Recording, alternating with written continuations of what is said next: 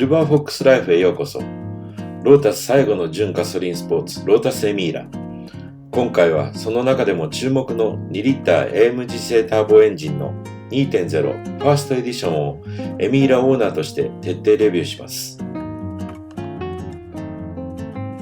まず乗るたびに感じるのは、このエミーラという車が驚くほどちょうどいいスポーツカーだということ。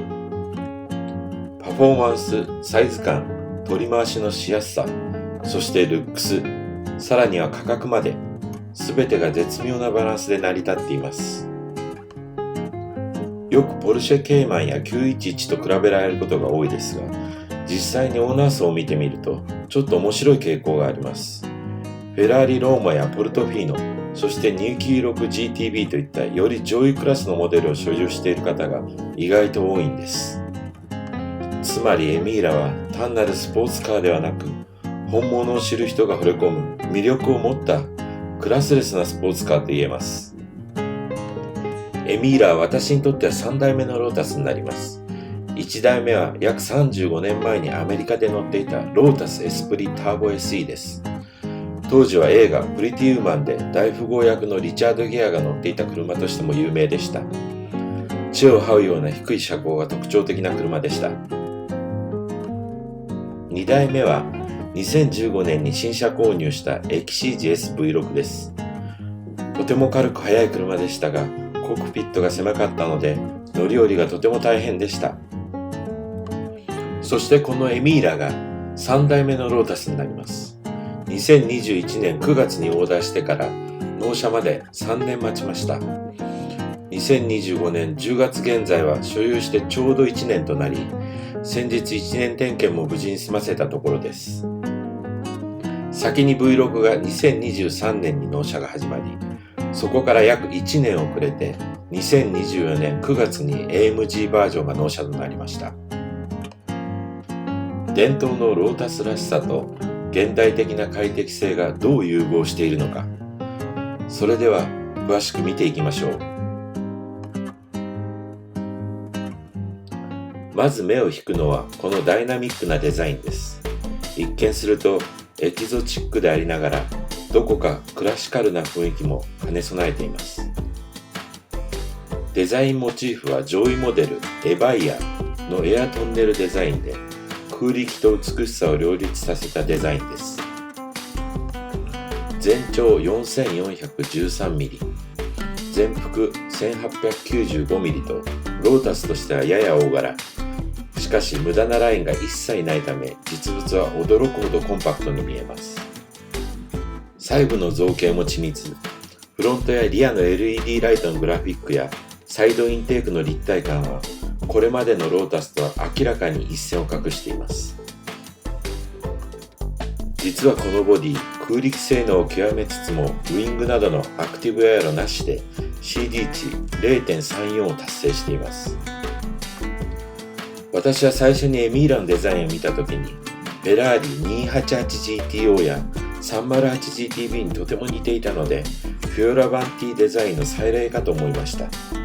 こういったノスタルジーを感じさせるデザインが多くのスポーツカー好きに支持される理由だと思います。デザインだけでなく素材も最新のものが使われています。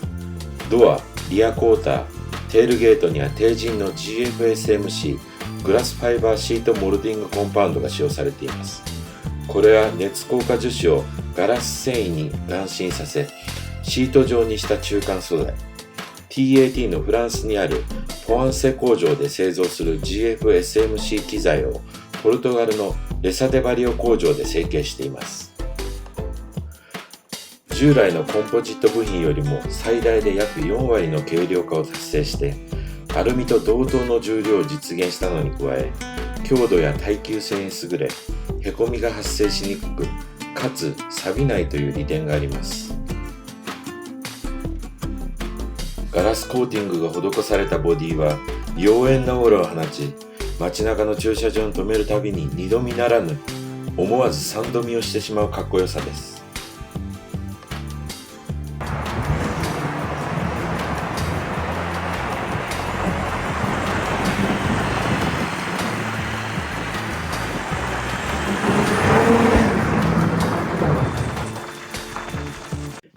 ミーラで最も驚いたのはインテリアの質感です。これまで軽さ命だったロータスが本革ナッパレザー、金属調スイッチ、そしてデジタルメーターを採用。センターには 10.25 インチのタッチスクリーン、Apple CarPlay と Android Auto も標準装備しています。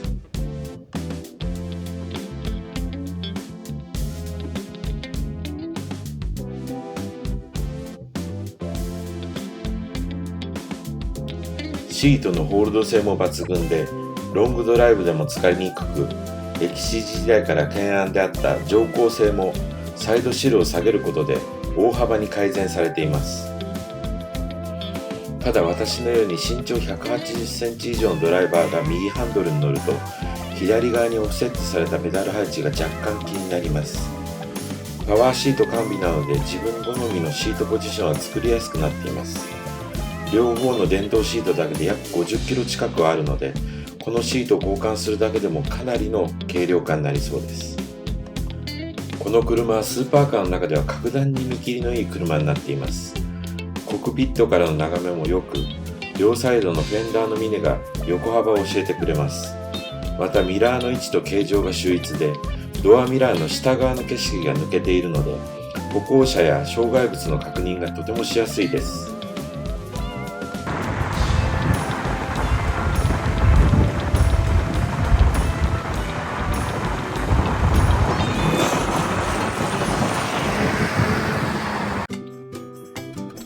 2リッター直列4気筒ターボエンジンはメルセデス AMG A45 からの供給。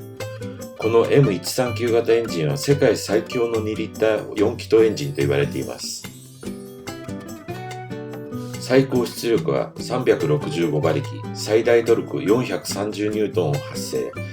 8速デュアルクラッチトランスミッションを組み合わせ、0-100km 加速は 4.4 秒。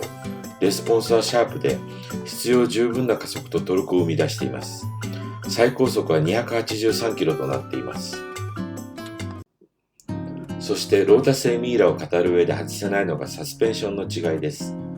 V6 モデルと AMG モデル。見た目こそ似ていますが、実際に走らせてみると、コーナーでのフィーリングが全く違います。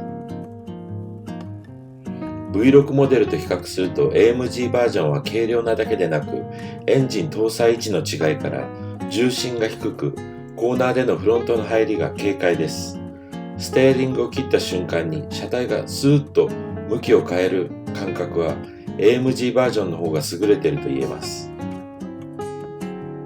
ここで詳しいエンジン搭載位置を見てみましょう。少し見えにくいですが、茶色に示されたのが V6 エンジンで、緑で描かれているのが AMG4 気筒エンジンです。車検証上の重量差はわずか30キロほど AMG の方が軽いだけです。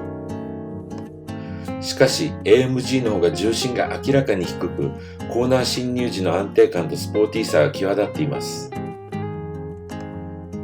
写真は V6 の MT モデルのシャーシです。構造面でもその違いがはっきりと見て取れます。V6 モデルではサブフレームが合板を溶接したボックス構造となっています。こちらが V6 モデルのサブフレームと車窓の取り付け部です。対して AMG 版ではアルミ鋳造のサブフレームを採用しています。アッパーマウントも剛性の高いアルミ鋳造に変更。そしてアッパーアームの形状やアップライトの指示方法も V6 と AMG 版とではまるで別設計となっています。つまりサスペンションとサブフレーム、その骨格作りそのものが全く異なるんです。こうして見ていくと、エミーラは AMG 版の方がコーナーリング性能を徹底的に最適化していることがわかります。サスペンションはツアーサスとスポーツサスの2種類のチューニングから選べます。両車ともダンパーはビルシュタイン製、スプリングはアヤバハ製となっています。ボディの一体感と路面情報の伝達性はまさにロータスの真骨頂。私は迷わずスポーツサスを選んだのですが、これが大失敗。スポーツを選んだ多くの方がツアーの方にしておけばよかったというくらいスポーツサスは硬い乗り心地でした。ツアーサスを試乗した時はとても好印象だっただけに、ここまで乗り心地が違うとは思ってもみませんでした。これからエミーラを買う方にはツアーサスをお勧めします。スポーツサスを選んで後悔した方がツアーサス用のスプリングを注文しようとしたところ、1本19万円近くもしたので諦めたそうです。交換工賃も入れたら4本で軽く80万円を超えるので、サス選びは慎重にした方が良いと思います。エミーラ 2.0 は控えめながらも実に上質なサウンドです。回転数が上がるにつれて乾いたメカニカルノイズと軽快なタービン音が重なり合います。一方で 3.5V6 エンジンの方はよりダイナミックで迫力のあるサウンドとなっています。V6 は加速していくとスーパーチャージャーの音と駆動系の回転音が混ざって独特なサウンドを奏でます。乾いた音質でとてもトヨタエンジンとは思えないようなスポーツカーサウンドです。ここで406馬力最強バージョンのエミーラターボ SE にも触れておきます。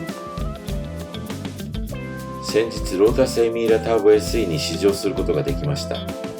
結論から言いましょう。このターボ SE、シャシ性能とパワーのバランスが完璧です。アクセルを全開にした瞬間、最後のひと伸びで確実にターボ SE が上を行きます。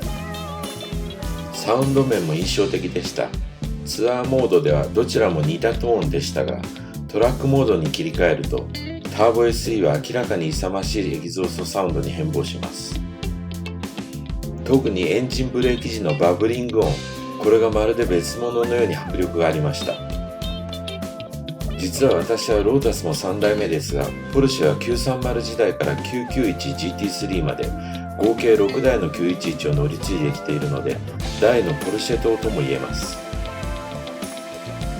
ご存知の通り911は駆動方式が RR レイアウトなので、前後重量配分が33対67とリアヘビーになっています。一方でエミーラはミッドシップなので50対50と思いきや、実は39対61と RR の911に近いことには驚かされました。ロータスやポルシェの前後重量配分を見ると必ずしも50対50が最適解ではないことがわかります。ここでライバルのポルシェと比較してみましょう。0-100キロ加速がエミーラターボ 4.4 秒、エミーラ V6MT が 4.3 秒、エミーラ V6AT が 4.2 秒、そして最強の406馬力エミーラターボ SE が 4.0 秒、ポルシェケイマンが 4.9 秒、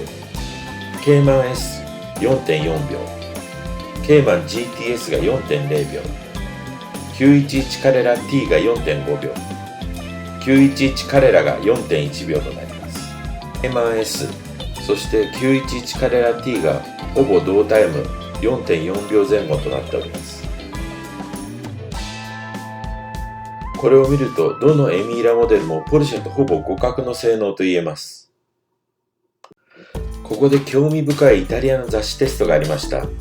1周1分17秒ほどのサーキットで718ケイマン GT4 の PDK と MT、 そしてエミーラ AMG V6 のサーキットタイムの比較があります。まずエミーラ同士で言えば405馬力の V6 の MT よりも365馬力の AMG の方がなんと3秒もサーキットタイムが速かったという結果が出ています。街中では大差のない2台ですが、サーキットでは MT と DCT の差が大きく出ています。40馬力の差をシャシ性能と駆動系の違いで逆転しています。365馬力の AMG でポルシェケイマン GT4PDK の 0.46 秒落ちまで迫っているのには本当に驚きました。最新のロータスのコーナーリング性能の凄さを感じさせる結果となりました。この結果を見る限り迫力のサウンドと操る喜びでは V6MT、 サーキット走行やアジリティではダントツで AMG 仕様と言えます。サウンドとサーキット性能の両方を求めるなら最新のエミーラターボ SE406 馬力をお勧めします。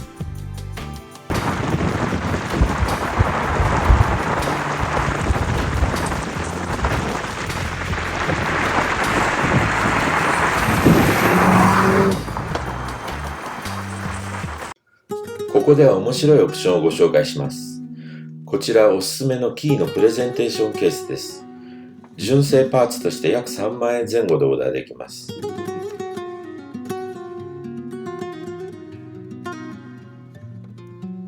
この化粧ケースの中には自分のエミーラが同色のニンバスグレーに塗装された美しいオブジェが入っています。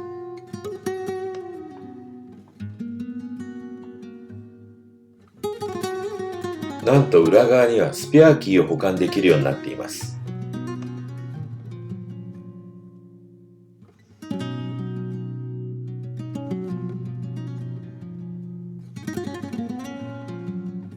インテリアの質感は劇的に向上したのですが、未だにプラスチックや樹脂パーツが露出する部分の質感が低いので、車外のカーボンパーツを取り付けました。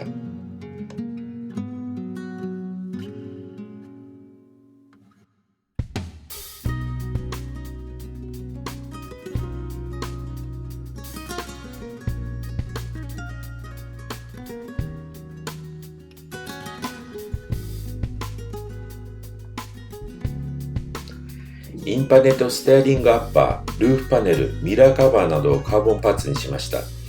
ノーマルの樹脂パーツと比較すると高級感の違いは歴然で大満足しています。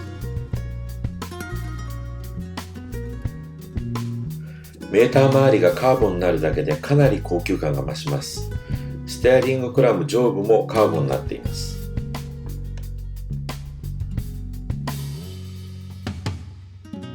こちら樹脂製の純正アッパーパネルです。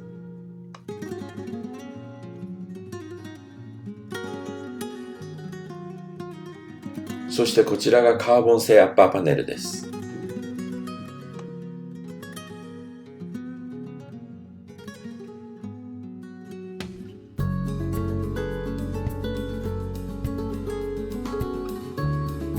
ロータスエミーラ 2.0 ファーストエディションは伝統的なロータスらしさと現代の快適性と動力性能を見事に融合させた一台です。軽さに宿る哲学、純粋さの中にある美学、そして走ることそのものへの敬意。エミーラはその全てを今に伝える最後のロータスであり、未来へ続く最初のロータスでもあります。泥の中から咲く蓮の花のように、困難な時代にもなお輝きを失わない情熱。そして気づくのです。速さの先にあるのは勝利ではなく、走る喜びそのものだということを。